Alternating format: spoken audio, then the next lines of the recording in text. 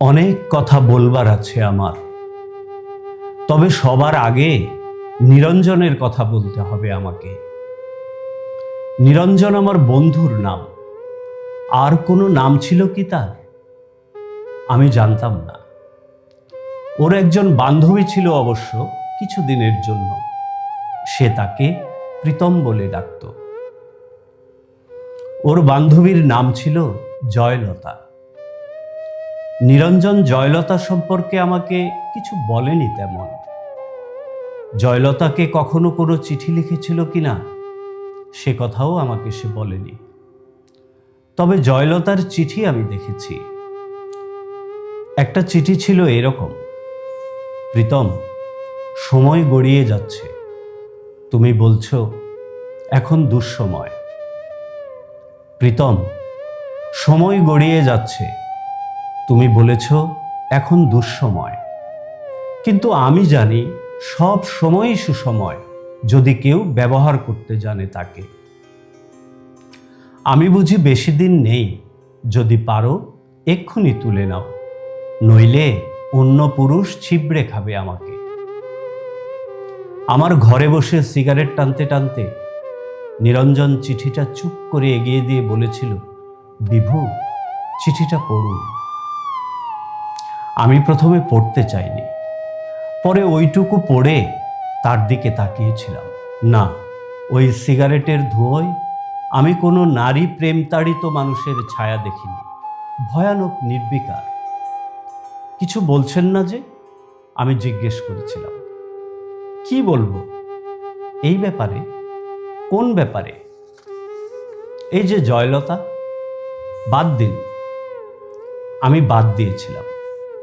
নিরঞ্জন আমার ঘরে বসে অনেকক্ষণ সিগারেট টেনে টেনে ঘরটাকে অন্ধকার করে চলে গিয়েছিল সেদিন। জয়লতার সঙ্গে অন্য পুরুষের বিয়ে হয়েছিল। আমি জয়লতা এবং অন্য পুরুষটিকে দেখেছি বহুবার বিশ্ববিদ্যালয়ে। জয়লতা আরো দেমাগী, আরো সুন্দরী হয়ে উঠেছিল। অন্য পুরুষ ছিবড়ে খেলে মেয়েরা বুঝি আরো সুন্দরী হতে থাকে।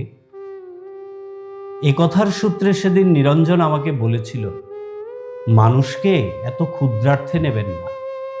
মানুষ এত বড় যে আপনি যদি মানুষ শব্দটি একবার উচ্চারণ করেন, যদি অন্তর থেকে করেন উচ্চারণ, যদি বোঝেন এবং উচ্চারণ করেন মানুষ, তো আপনি কাঁদবেন।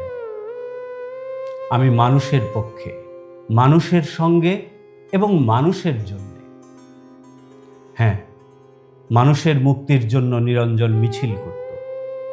আমি শুনেছি নিরঞ্জন বলছে, তুমি দুষ্কৃতী মারো, বাঙালি মারো, হিন্দু মুসলমান মারো, গেরিলা তামিল মারো, এভাবে যেখানেই যাকেই মারো না কেন, ইতিহাস লিখবে যে এত মানুষ মরেছে। হ্যাঁ, মানুষের মুক্তির জন্য নিরঞ্জন মিছিল করত।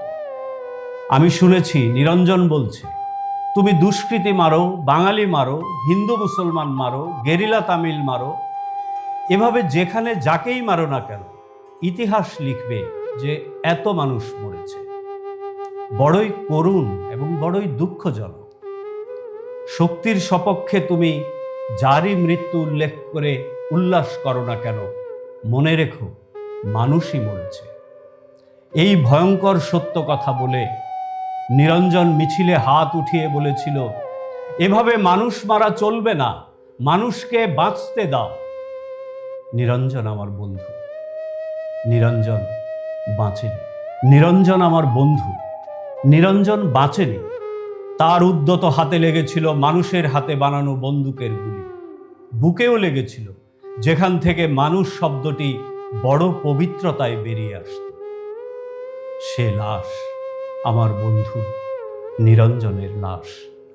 আমি দেখেছি রক্তাক্ত ছিন্ন ভিন্ন লাশ। মানুষ কাঁধে করে তাকে বয়ে এনেছিল মানুষের কাছে। জয়লতা সে লাশ দেখেছিল কিনা সে প্রশ্ন উঠছে না। দেখলেও যদি কেঁদে থাকে, সে প্রকাশ্যে অথবা গোপনে, তাতে নিরঞ্জনের কোনো লাভ হয়নি। মানুষ কেঁদেছিল, আমি জানি তাতে নিরঞ্জনের লাভ ছিল। নিরঞ্জন প্রমাণ করতে পেরেছিল গতকাল মিছিলে আইন অমান্যের অভিযোগে যে দুষ্কৃতী মারা গিয়েছে তার নাম নিরঞ্জন। সে আসলে মানুষ।